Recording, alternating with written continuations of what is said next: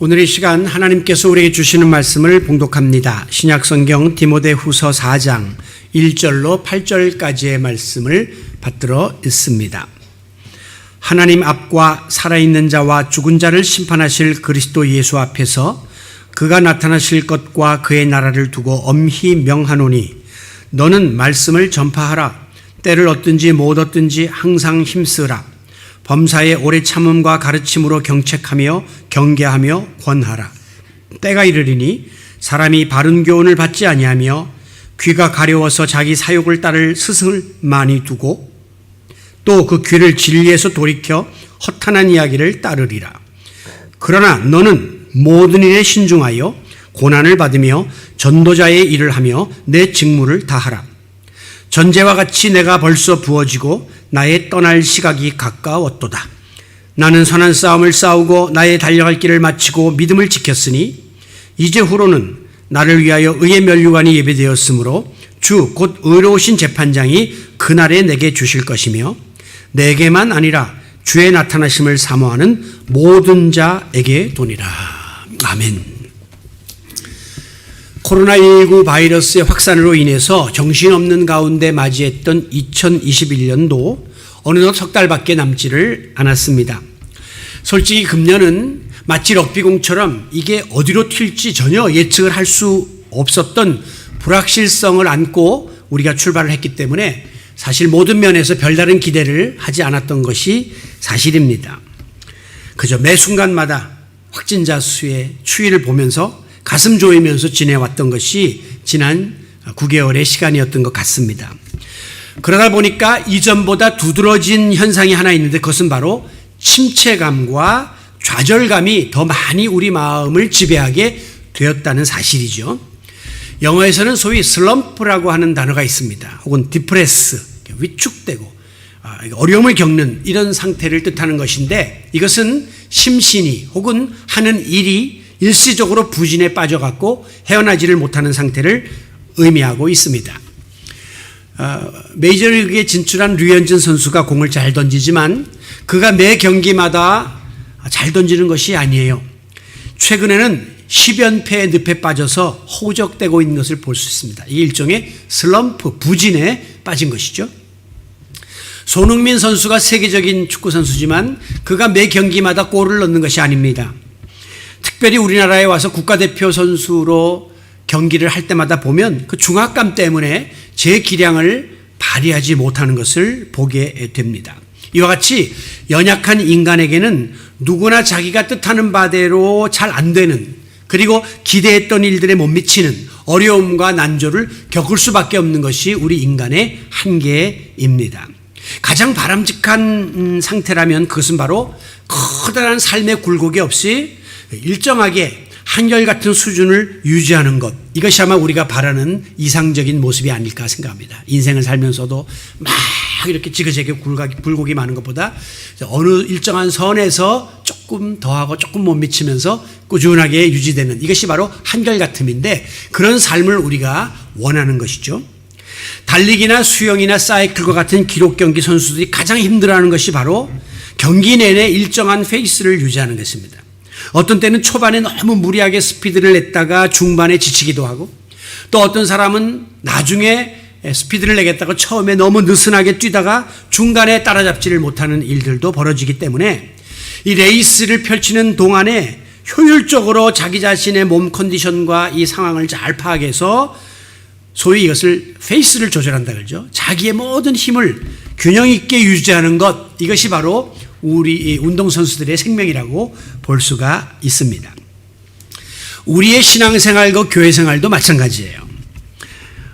어떤 사람은 막 불같이 뜨겁게 막 이렇게 열심을 내다가도 한순간에 싸늘하게 식어가지고 뒤로 쳐져버리는 그런 경우도 보게 되고 또 어떤 분은 막 교회생활에 모든 것을 다 들여서 올인을 하다가도 또 중간에 흐지부지 되는 사람들을 많이 보아왔습니다.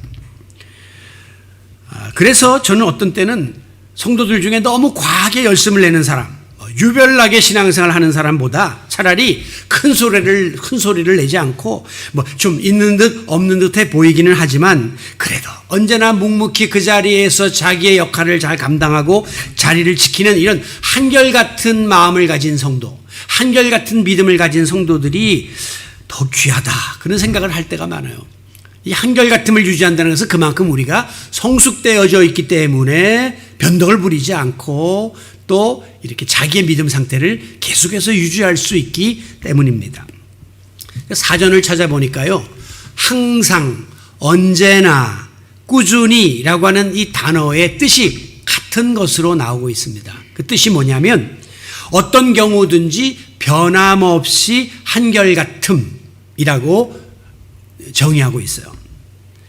자, 이 변함없이 한결같은 자세는 우리가 사회생활이나 인생살이를 하는 데 있어서도 굉장히 중요한 자세지만 특별히 신앙생활, 교회생활을 하는 데 있어서 아주 중요한 덕목입니다.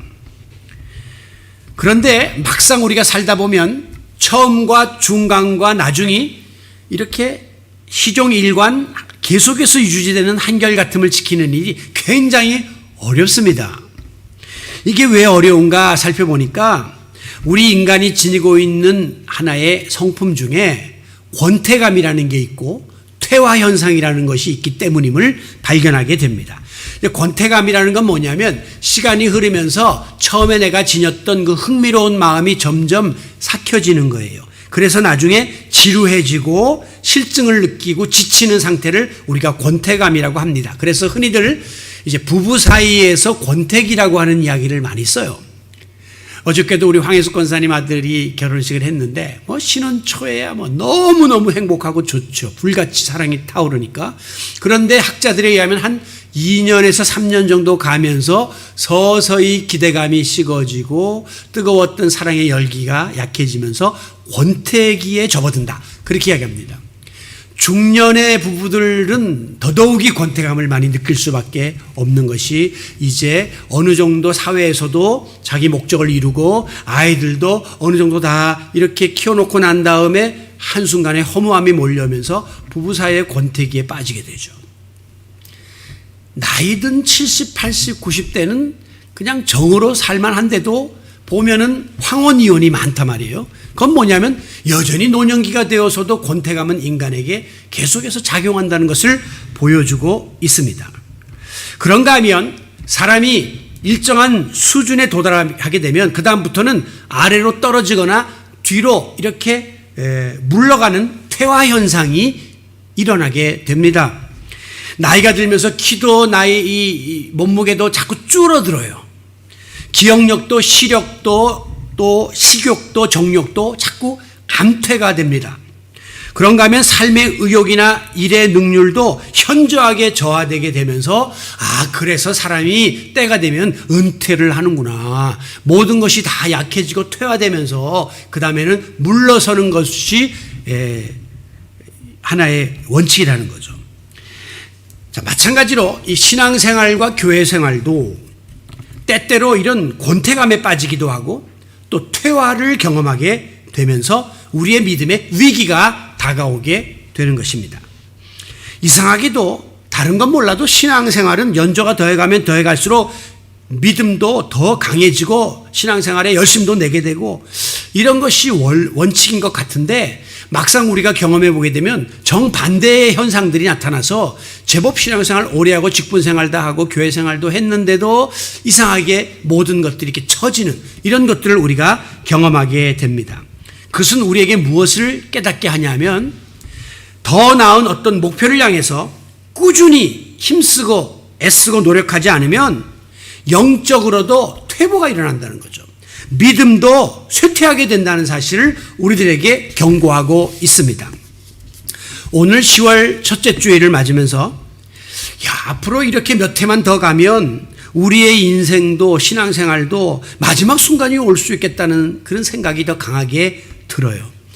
또 목회자들은 70이 은퇴로 되어 있는데 벌써 65세가 됐는데 몇 번만 경험하면 금방 은퇴가 다가오겠다 하는 그런 마음도 들 때가 있습니다. 이 같은 때에 다시 한번 나의 마음을, 우리의 마음을 각성시키고 우리가 남은 기간만이라도 항상 언제나 한결같이 꾸준한 자세로 믿음의 경주를 달려갈 수 있는, 그리고 믿음의 페이스를 지켜나갈 수 있는 성도들이 되기를 원하는 마음으로 오늘 이 말씀을 함께 묵상해 보려고 하는 것입니다. 자, 오늘 이 바울은 디모데에게 이 편지를 써서 디모데 후서를 보냈는데요. 당시에 바울은 감옥에 갇혀 있었습니다. 그리고 바울은 자기의 인생의 마지막 순간이 다가오고 있다는 사실을 예견했습니다. 그래서 믿음의 아들인 이 동역자인 디모데에게 마지막 유언과도 같은 이런 말씀을 본문에 남기고 있는 것이죠. 자, 6절에 보면 전제와 같이 내가 벌써 부어지고 나의 떠날 시각이 가까웠도다 라고 말했죠. 전제라고 하는 것은 제사를 드린다는 거예요. 나 자신을 바쳐서 이제는 하나님 앞에 갈 때가 다가왔다 하는 이 사실을 고백하고 있습니다. 그런 와중에도 대부분 이제 말년이 되고 내 마지막 때가 다가왔다 그러면 사람들은 느슨해지고 현상유지나 그냥 모든 것을 마무리하려고 드는 소극적인 마음을 갖는 것이 사실일진데, 오늘 바울은 2절 중반절에서 오히려 항상 힘쓰라 그렇게 말해요. 끝물이 됐다고 요령 피지 말고 더 열심히 꾸준히 항상 애쓰고 한결같은 믿음의 자세를 지니라 이렇게 권면하고 있습니다. 자, 그렇다면 우리의 이 남아있는 삶 속에서 우리가 항상 변함없이 꾸준히 한결같이 힘써야 될 신앙적 자세는 과연 어떤 것들이 있는가? 오늘 바로 그 세 가지 자세를 살펴보려고 합니다. 자, 먼저는 우리가 하나님께로부터 받은 바 은혜가 있는데 이 은혜를 한결같이 간직하기 위해서 애써야 하겠습니다. 은혜가 뭐냐? 은혜는 하나님께로부터 값없이 받은 선물을 우리가 은혜라고 합니다. 뭐 어떤 의미에서는 우리의 생명도, 오늘 이 공기, 이 자연 이런 거 다 사실 하나님께 우리가 받은 은혜 속에 우리가 지금 살고 있는 것이죠.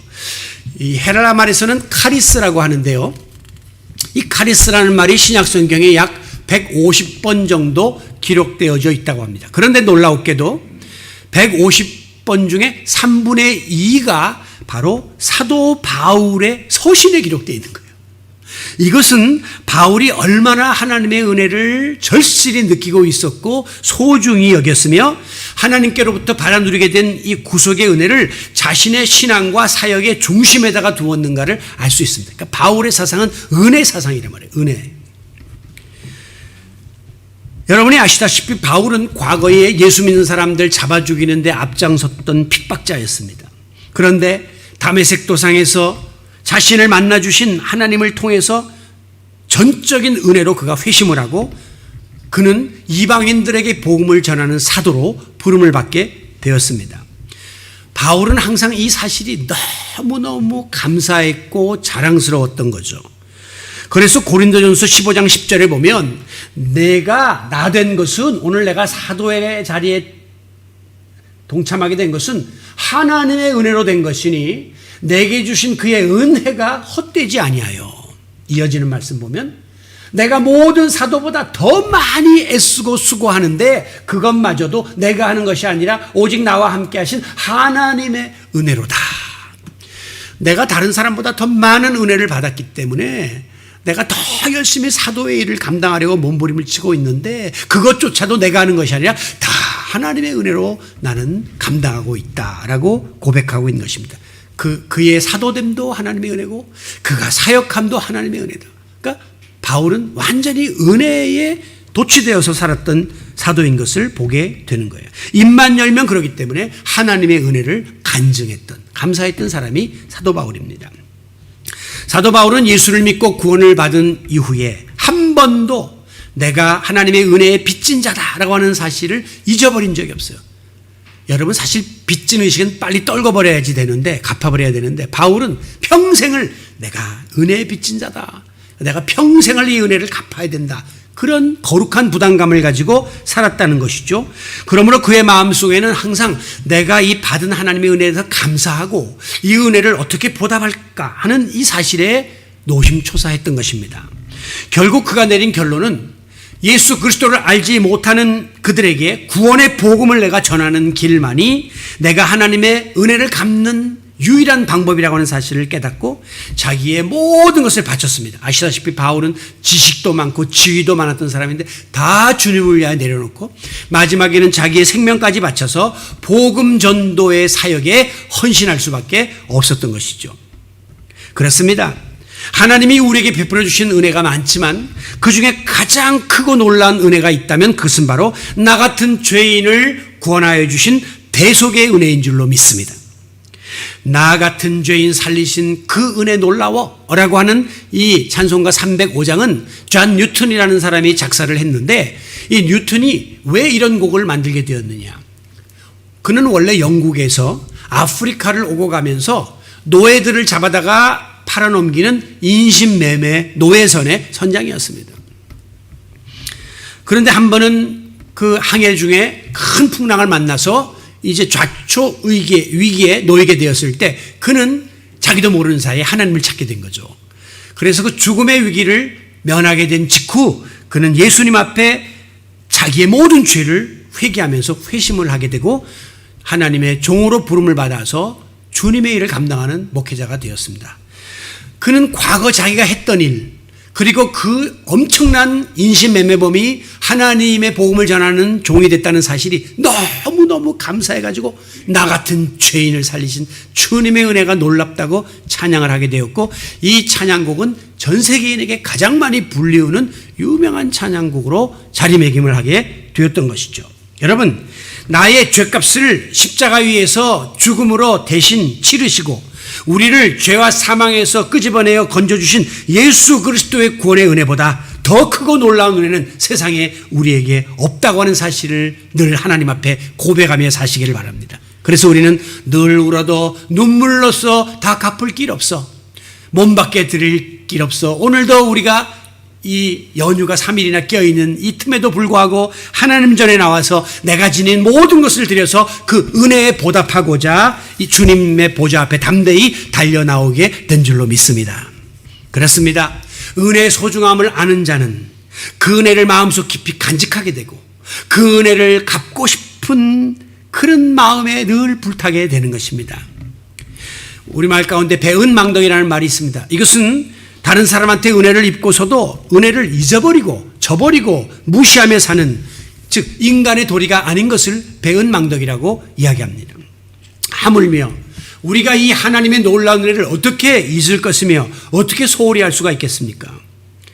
그래서 이 은혜가 오늘 우리로 하여금 믿음 생활을 할 수 있게 만들어주는 활력소가 되고 이 은혜가 우리를 더 하나님께 가까이 나가게 만드는 원동력이 되므로 은혜가 늘 충만한 삶을 사는 일은 우리에게 중요한 것이고 은혜를 늘 간직하고 살아야만 여러분의 신앙이 항상 하나님께 가까이 나가는 그런 귀한 자리에 나가게 되는 것입니다. 여러분 돌이켜보면 우리가 이 하나님께로부터 받은 은혜가 얼마나 크고 놀라운지 모릅니다. 무엇보다도 우리를 이 사탄의 수하에서 죽음의 자리에서 끄집어내어 주신 구원의 은혜, 구속의 은총, 이것이 우리에게는 가장 큰 은혜죠. 더 나아가서 하나님께서 우리를 이 드림의 교회 공동체에 묶어주신 것, 그리고 이렇게 좋은 성도들과 함께 신앙생활 하게 된 것도 은혜가 아닐 수 없습니다. 어떤 교회는요 지금도 끊임없이 싸움을 하고 법정에 가고 목사의 멱살을 끄집어내고 성도들끼리 갈비뼈가 부러지도록 싸움을 하는 그런 교회도 있단 말이죠. 그런 교회에서 신앙생활 안 하게 된 것만 해도 얼마나 감사한 은혜냐는 거죠. 무엇보다도 지금까지 이 어려운 세상을 살아온 우리의 삶 자체가 항상 순간순간 고비고비가 주님의 은혜가 거기에 묻어 있다는 사실을 우리는 고백하지 않을 수가 없습니다. 그래서 우리는 하나님께 나올 때마다 지금까지 지내온 것 주의 크신 은혜라 하나님의 은혜를 찬양하죠. 이제껏 내가 산 것도 주님의 은혜요. 우리의 삶 자체가 다 하나님의 은혜라고 늘 고백하며 살고 있는 것입니다. 특별히 우리 드림의 교회가 15년 이상을 이렇게 함께 지내오면서 참 성도들 가운데 감사의 고백이 많아요. 특별히 이전보다 더 하나님께 감사하게 되었다. 사랑이 더 내 마음속에 많아졌다. 마음의 평강이 임하고 또 우리의 가정과 생업도 복을 받게 되었다. 라고 하는 고백을 들을 때마다 목회자로서 감사와 보람을 느끼게 됩니다. 어떤 분은 제가 주의 일에 대해서 이전보다 더 열심히 생겼고 교회에 대한 소속감도 강해졌고 성수주의는 물론이가 예배를 사모하는 마음이 생겼고 기도도 못하던 입을 열어 기도할 수 있게 되었고 또 성도들의 경조사에 같은 마음으로 참여하는 마음을 지니게 되었고 예물을 드리는 일도 이전에는 주저주저하고 아까웠는데 전혀 그런 마음이 없이 확연하게 달라졌다가는 고백을 들을 때마다 얼마나 감사한지 모릅니다. 이 모든 것은 지금 우리가 받아 누리고 있는 하나님의 은혜이기 때문입니다. 내가 내 의지로 내 생각으로 할 수 없었던 부분을 하나님께서 그렇게 만들어주신 은혜로 우리가 누리고 있다는 사실을 잊어서는 안 될 것입니다. 그 중에서도 특별히 소중한 은혜가 하나 있다면 그것은 바로 하나님의 말씀이 사모되어지고 하나님의 말씀이 깨달아지고 말씀을 들으면 나의 삶이 변화되고 그리고 말씀대로 살고 싶다고 하는 소원이 불같이 일어나는 것, 이거야말로 은혜가 아닐 수 없습니다. 과거에는 성경 말씀 들여다보면 무슨 소리인지 이해도 안 되고 졸음만 오던 그런 우리였지만 이제는 이 불변하는 하나님의 말씀 앞에서 나 자신을 들여다보고 결단할 수 있는 그런 놀라운 변화가 일어났다는 것이 은혜 중에 은혜가 아닐 수 없는 거예요. 그래서 오늘 본문 3절에 보면 때가 이르리니, 말세가 되면 사람이 바른 교훈을 받지 아니하며 진리를 멀리한다는 거죠. 귀가 가려워서 이것은 자기 귀를 즐겁게 하려고 한다는 거예요. 자신의 사욕을 따를 스승을 많이 두고 자기 마음에 드는, 자기 마음이 끌리는 그런 이야기에 쏠리는 그런 현대인들의 특징을 이야기하고 있습니다. 이어지는 4절에 보면 또 귀를 진리에서 돌이켜, 그러므로 진리의 말씀에는 귀를 틀어막고 허탄한 이야기, 엉뚱하고 말도 안 되고 쓸데없는 소리에 귀를 기울이고 거기를 따라가는 것이 마지막 때의 강팍한 마음을 가진 사람들의 현상이라고 오늘 본문은 정확하게 지적을 하고 있습니다. 여러분, 과거에는 그냥 내가 듣기 좋은 소리만 듣고 듣기 싫은 소리는 귀를 틀어막고 아무리 진리를 이야기해도 스스로 평가하고 판단하고 저버리고 자기 귀를 즐겁게 하는 소리만 현혹이 되어서 쫓아다니던 허탄함을 추구하던 우리였는데, 이제 우리가 주님을 만나고 주님의 말씀을 받아들이면서부터 우리의 마음속에 말씀에 대한 사모하는 마음이 생겨나고 진리의 교훈이 깨달아지기 시작하고 이 말씀이 나에게 들려주는 말씀으로 꽂히기 시작하고 말씀이 살아있는 검과 같이 나의 마음을 변화시키는 놀라운 역사를 경험하고 있다면 여러분, 이보다 더 큰 은혜가 어디 있겠습니까? 아무쪼록 변함없는 진리의 말씀을 통해서 우리가 하나님께로부터 받은 바 이 은혜를 한결같이 간직해 나가고자 힘쓰는 성도 여러분들이 되시기를 바랍니다. 다음으로 오늘 우리는 내게 주어진 믿음을 한결같이 지켜나가야 할 것입니다. 본문 7절 중반절에 보면 나의 달려갈 길을 마치고 믿음을 지켰으니 라고 바울이 고백합니다. 이것은 내가 죽는 순간이 다가온 지금까지 믿음을 붙잡고 한결같은 믿음 생활을 해왔다고 하는 바울의 신앙 고백입니다.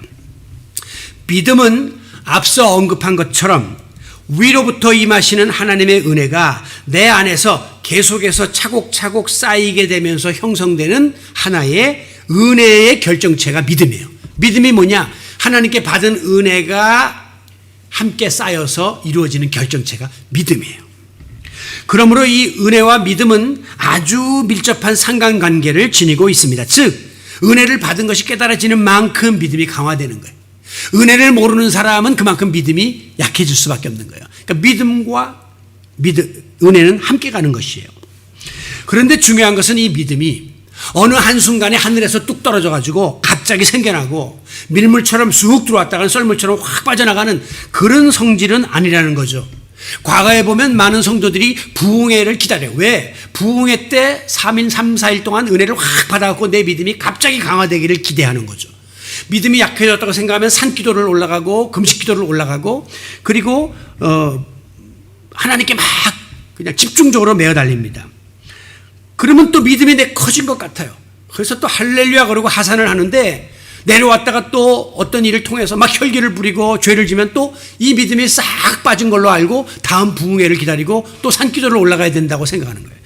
여러분, 우리에게 주어진 믿음이라는 것은 그 한순간의 상황에 따라서 그렇게 들쑥날쑥거리는 것이 아니고 주어졌다가 빼앗았다 하는 것이 아니라는 것을 여러분이 깨달아야 합니다. 믿음 자체가 변덕스러운 성격을 가지고 있지를 않다는 거예요. 사도 바울은 믿음을 지키는 자들을 그의 서신에서 세 가지로 비유합니다. 경주자, 농부, 그리고 군사라고 이야기합니다. 자, 이 세 직종의 공통점이 뭐냐면 하루아침에 무슨 큰 성과를 내거나 엄청난 결실을 얻을 수 없다는 것입니다. 우선 농부가 그렇죠. 농부가 씨 뿌려놓고 그 다음 며칠 있다 가서 거둘 수 없어요. 운동선수가 이제 막 입문해놓고 그 다음에 올림픽 못 나갑니다. 피눈물 나는 그 훈련을 통해서 때를 기다려야지. 군사가 갓 군대에 들어간 신병이 어떻게 전쟁터에 나갑니까? 그냥 불철주야 훈련 받아가지고 모든 기능이 습득되어야 전쟁에 나갈 수가 있단 말이죠. 마찬가지로 오늘 우리가 믿음 생활을 할 때도 평상시에 꾸준히 열심히 노력하면서 한결같이 어떤 그 수준을 유지해야지 그 대가가 주어지는 거예요.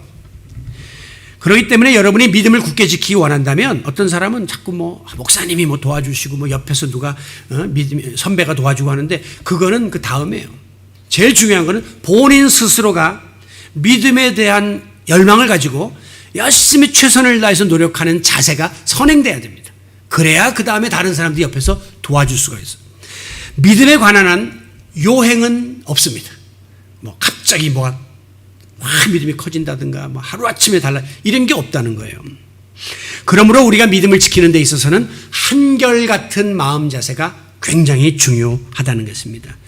이 한결같은 믿음을 지키고자 하는 이 자세는 그러므로 우리의 신앙 여정 평생을 두고 계속해야 될 성도의 본분이에요. 그렇기 때문에 바울은 지금 인생을 마무리하는 자신의 유언과도 같은 말씀을 남기면서도 7절 중반절에서 나의 갈 길을 마치고 내가 이제 인생 다 마무리하는 순간까지 됐는데 지금까지 믿음을 지켰으니 변치 않고 나의 믿음을 굳게 하려고 애를 써왔다. 이렇게 밝히고 있는 것입니다. 자, 여기에서 믿음을 지켰다 하는 이 말의 뜻이 뭐냐면 믿음에 굳게 매달려가지고 떨어지지 않도록 강하게 믿음을 붙잡았다 그런 뜻입니다. 믿음을 붙잡고 지금까지 달려왔다라고 하는 것이에요. 여러분, 우리가 이 짧지 않은 기간 동안에 신앙생활을 하다 보면 어떤 때는 의심도 생기고 회의도 생기고 나태해질 때도 있고 핍박이 올 때도 있고 시험에 빠질 때도 있습니다. 어떤 상황이 우리에게 다가오느냐가 중요한 게 아니라 믿음의 여정 속에 많은 어려움이 오지만 중요한 것은 그 어떤 상황에서도 믿음의 줄을 굳게 붙잡고 놓치지 않기만 하면 된다는 거예요. 그래서 제가 가끔 가다가 여러 가지 어려움 때문에 시험에 들거나 교회 나오시기를 주저하는 분들에게 꼭 말씀드리는 것은 교회를 당분간 쉴 수도 있어요. 관계가 어려워져서. 또 좀 시험에 들어서 교회 나오고 싶은 마음이 좀 약해질 수도 있어요. 그러나 항상 그분들에게 말씀드리는 게 뭐냐면 믿음의 줄은 놓치지 마세요. 믿음의 줄은 그건 생명줄과 같은 것입니다. 높은 고층에서 작업을 하는 분들이라든가 수중에 들어가서 작업을 하는 분들을 보면 꼭 산소로다가 이렇게 밖에다가 줄을 연결시키죠. 또 위에다가 생명 안전줄을 걸죠. 그거는 꼭 해야 된단 말이죠. 조금 어려움이 오고 바람이 불고 파도가 세져도 생명줄만 붙잡으면 그들은 살 수 있기 때문입니다. 믿음은 바로 그 같은 중요한 역할을 하는 것이고 그래서 우리는 믿음에 한결같이 붙어있기를 힘써야 합니다.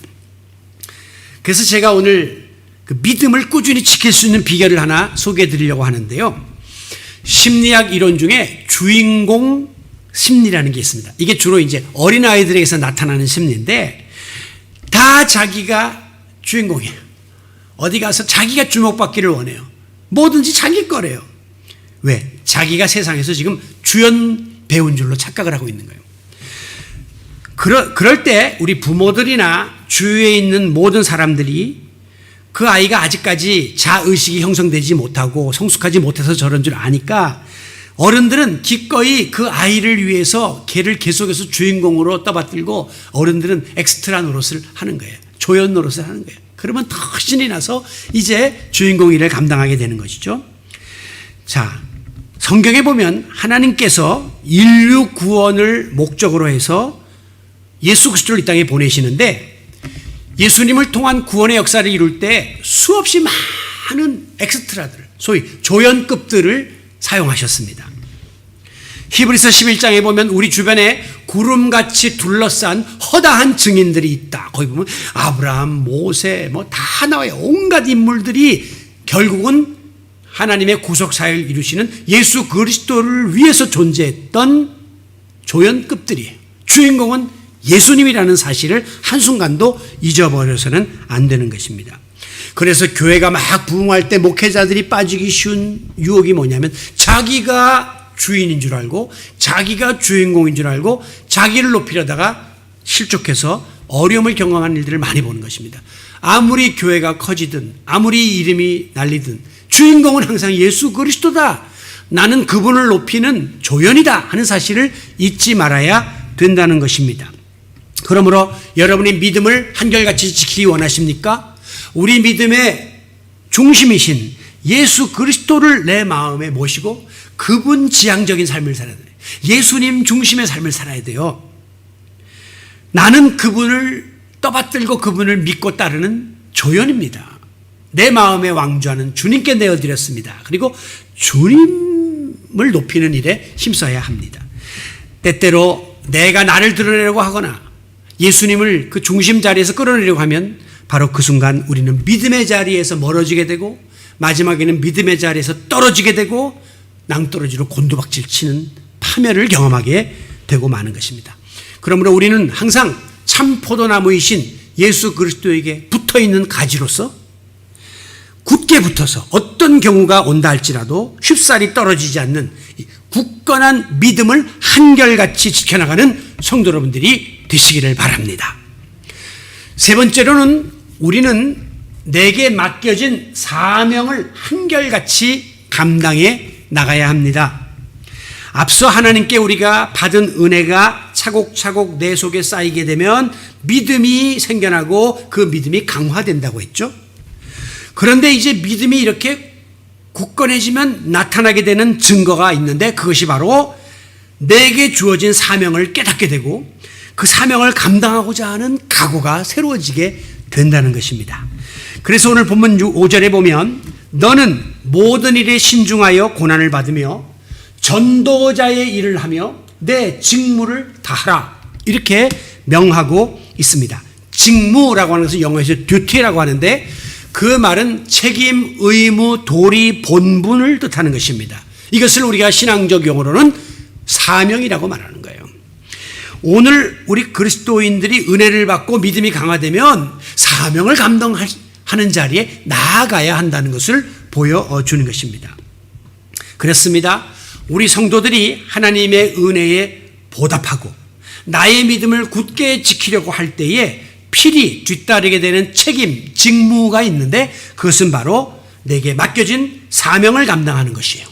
그 사명이 뭐냐? 바울은 그것은 바로 복음을 전해서 복음의 빛을 갚는 전도자의 사명이다 하는 사실을 항상 스스로 의식하고 있었습니다. 그래서 5절 하반절에 너는 전도자의 일을 하며 내 직무를 다하라. 그러니까 전도자의 일은 곧 우리에게 맡겨진 직무요. 그것이 곧 우리에게 주어진 사명이다 하는 사실을 같은 선상에 놓고 말씀하고 있는 것입니다.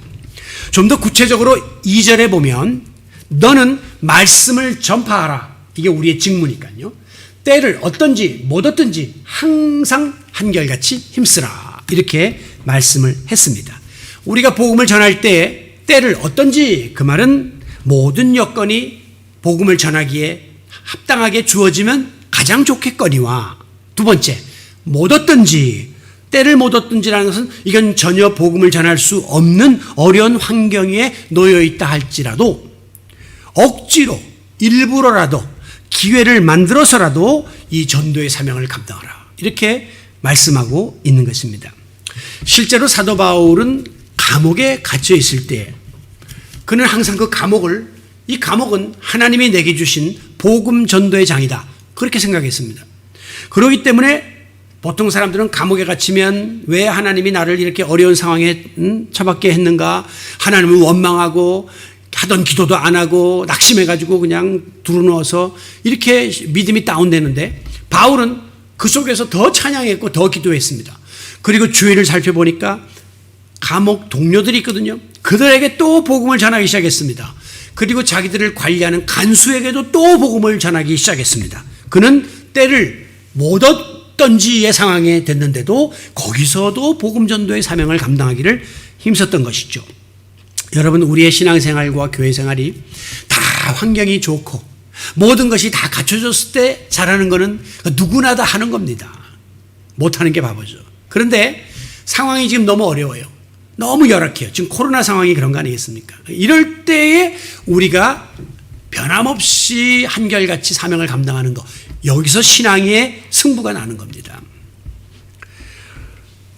어떤 집사님이 병원에 입원을 하게 되었습니다. 그분은 경제적으로 여유가 있어서 자녀들이 1인실을 사용하도록 그렇게 준비를 해놨는데 굳이 6인실에 들어가겠다고 고집을 하는 거예요. 할 수 없이 6인실에 모시게 되었는데 그 이유를 물어보니까 내가 건강할 때 정말 돈 버느라고 시간이 없다고 제대로 복음을 전할 수 있는 기회를 한 번도 갖지 못하고 지금까지 왔는데 이렇게 원치 않는 질병의 자리에 놓여 있다 보니까 더 하나님에 대한 갈망이 생기고 복음 전도에 대한 열정이 생기다는 거예요. 그래서 차라리 이번 기회에 나 혼자 독수공방 편안한 방에 있는 것보다 이렇게 여러 사람과 함께 있다 보면 거기 목사님이 와서 신방도 할 거고 성도들이 와서 기도도 하고 그런 소리 좀 들으면서 이 믿지 않는 사람이 혹시 다른 분이 있다면 그분들이 좀 영향을 받을 수 있었으면 좋겠다. 그런 생각을 갖게 된 거죠. 그래서 또 시간이 나다 보면 서로 가정 이야기도 하고 자녀 얘기도 하다가 복음을 전할 수 있는 통로로 삼기 위해서 다인실을 찾았다는 거죠. 그러니까 자기에게 주어진 때를 활용하고 이용해서 복음을 전하는 겁니다. 이게 그냥 지나가는 말 같지만 실제로 효과가 있습니다. 제가 언젠가 우리 성도님이 2인실에 들어있는 병원에 들어가서 예배를 드렸는데 두 사람이요. 이분을 위해서 기도하고 찬양하고 말씀을 전했는데 끝날 때 되니까 이분이 저를 찾더라고요. 저를 위해서도 좀 기도해 줄 수 없습니까? 제가 이제 들어보니까 목사님 같은데 자기는 교회 안 다니지만 지금 질병 속에서 너무 어려운 상황에 있으니까 무언가를 잡고 싶은 마음이 들었는데 또 당연히 그분을 위해서도 기도할 수 있는. 그리고 나중에 제가 들어보니까 그 병실에 있는 우리 성도님과 함께 신앙적인 이야기를 많이 나누게 되었고 그러면서 아주 복음 전도의 기회가 되었다라는 말씀도 하시더라고요. 그런가 하면 어떤 은행원이 은행에서 20여 년을 근무했는데도 여전히 소위 창구에서 수납을 하는 텔러 역할을 고집했다는 거죠. 입사 동기들은 다 주임이 되고 지점장이 다 올라갔는데도 불구하고 이분에게도 여러 번 승진의 기회가 왔는데도 저는 그냥 이 일을 하면 좋겠습니다 라고 스스로 그 일을 택했다고 하는 겁니다. 이유를 물어보니까 창구에 앉아서 수많은 고객들을 하루에도 상대하게 되는데 간간히 나누게 되는 짧은 대화 속에서도 복음을 전하고 싶었다는 거죠. 이건 사실 때를 못 얻은 상황인데도 불구하고 거기에서라도 복음을 전하고 싶은 열망 때문에 자기의 영달을 희생했다고 하는 것입니다. 여러분, 이 복음 전도는 먼저 하나님께로부터 은혜를 받았고 또 믿음을 지니게 된 우리 성도들이 감당해야 될 직무예요. 듀티, 의무예요. 책임이에요. 지금 이 코로나 상황이 길어지면서 많은 교회들이 어려움을 겪는 것 중에 하나는 첫째는 성도들이 마음이 느슨해져 가지고 이 교회를 안 나오고 또 툭하면 영상 예배를 드리고 이런 것이 나중에 타성해져지면 모이기가 어려워질 것이라고 하는 큰 위기감을 첫 번째 갖고 있고요. 또 불신자들을 향해서는 이번에 코로나 사태를 거치면서 교회에 대한 부정적인 인식이 많이 심어져 갖고 아주 언론에서 많이 두드러 맞았는데 이제 앞으로 전도를 하려고 그러면 아마 우리 기독교인들을 마치 바이러스 취급을 하지 않을까. 그래서 전도의 문이 막힐까 봐 굉장히 염려를 하고 있습니다. 지금은 때를 못 얻던지 전도할 때가 아니니까 가만히 있어라 이렇게 말하는 분도 계세요. 그러나 복음 전도는 때를 얻던지 못 얻던지에도 진행되어야 되는 거예요. 지금 이 순간에도 그리스도를 모르는 많은 영혼들은 죽어가고 있단 말입니다. 그렇기 때문에 그 때를 기다릴 것이 아니라 여러분에게 주어진 어떠한 상황이 복음 전도의 열망을 불러일으킨다면 지체치 말고 한결같이 나에게 맡겨진 이 사명을 감당해 나가는 성도 여러분들이 되시기를 바랍니다.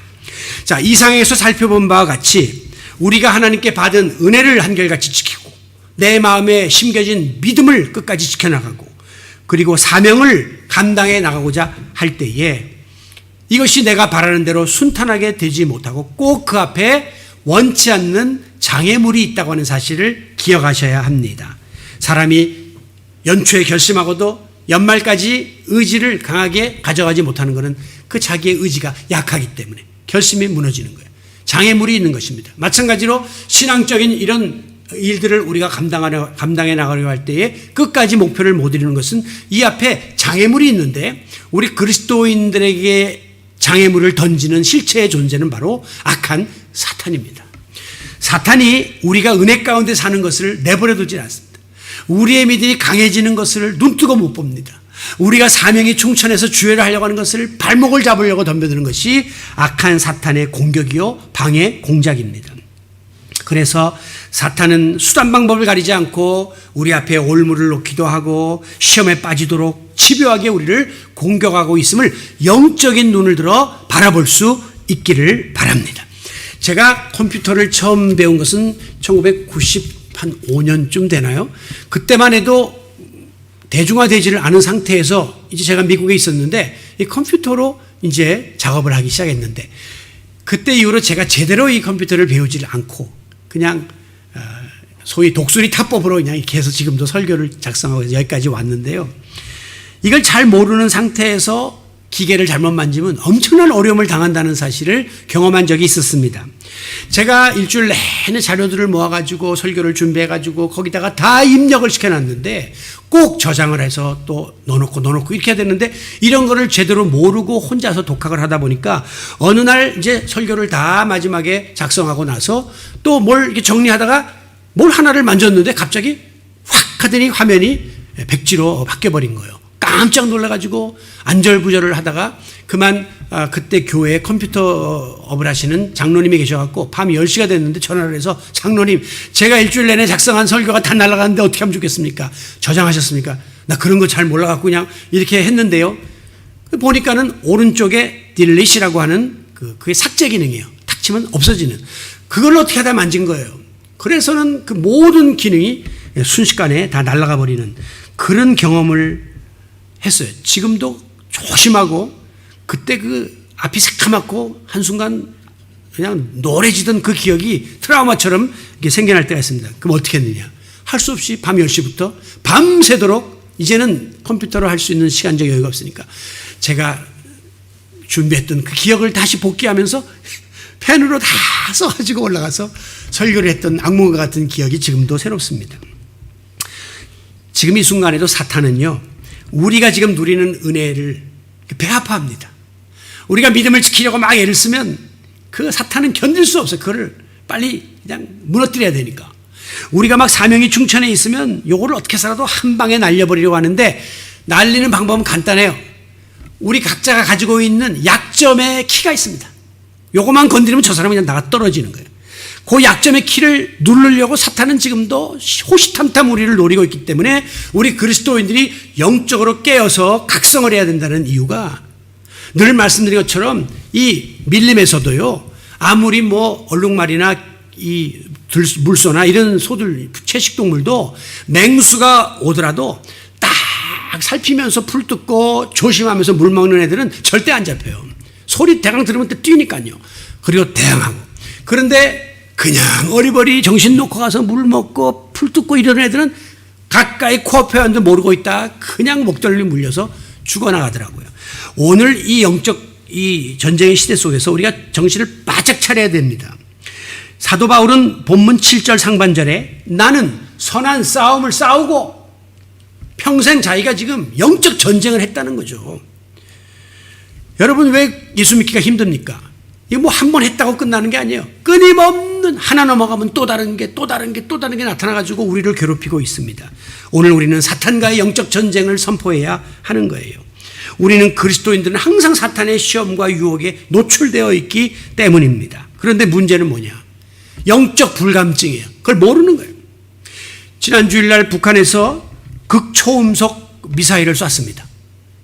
이 듣도 보도 못한 미사일이 발사됐는데 이거 정보에 하면요 평양에서 서울까지 누르고 1분 30초 만에 타격을 한다는 거예요. 자, 저쪽에서 눌렀습니다. 미사일이 떴습니다. 그러면 이제 이쪽에서 탐지하고 비상을 걸고 사드를 배치하고 뭐 하는 시간이 적어도 30분 이상 갈 텐데 이건 벌써 어느새 와서 다 때려버리는 거예요, 기지를.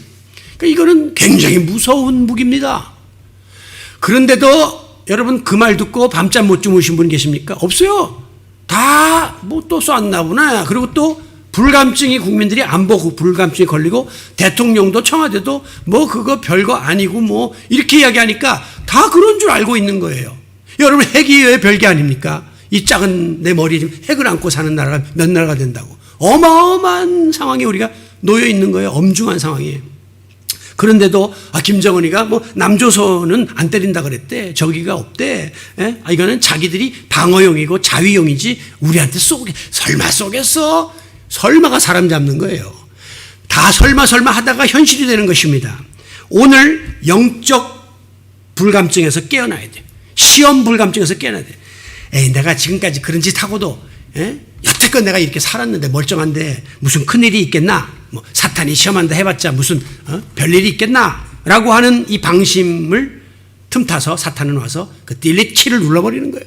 그럼 우리는 한순간에 날아가 버리는 비참한 자리에 처할 수밖에 없음을 깨달아야 하는 것입니다. 우리 모두 영적으로 깨어서 마지막 때가 될수록 내 안에 부어진 이 은혜, 내가 그동안 간직해온 이 믿음, 그리고 내가 감당해야 될 이 사명을 빼앗으려는 사탄의 공격을 감지하고 담대히 맞서서 싸움으로 사도 바울처럼 마지막 순간까지 우리에게 주어진 신앙 여정을 한결같이 지켜나가는 성도 여러분이 되시기를 바랍니다. 바로 그와 같은 자들에게 오늘 본문 8절은 약속하겠습니다. 마지막 날 하나님 앞에 서게 될 때 우리를 위하여 의의 면류관을 예비하고 계신다고 하십니다. 아무쪼록 인생의 여정, 신앙의 여정을 끝까지 달려감으로 마지막 하나님이 예비하신 의의 면류관을 받아 쓰고 승리의 계가를 부를 수 있는 신앙 경주의 승리자들이 되시기를 예수님의 이름으로 축원합니다.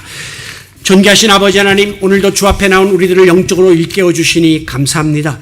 세월은 흐르고 인간의 몸은 약해지고 세상의 환경은 강팍해지지만 우리의 주님을 향한 사랑과 믿음은 변함이 없게 하여 주시옵소서.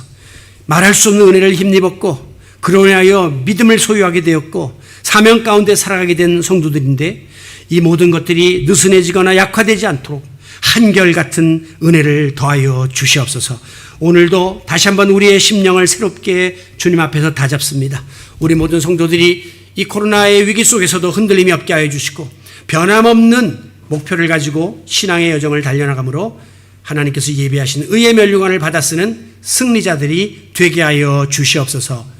예수님 이름으로 기도하옵나이다. 아멘.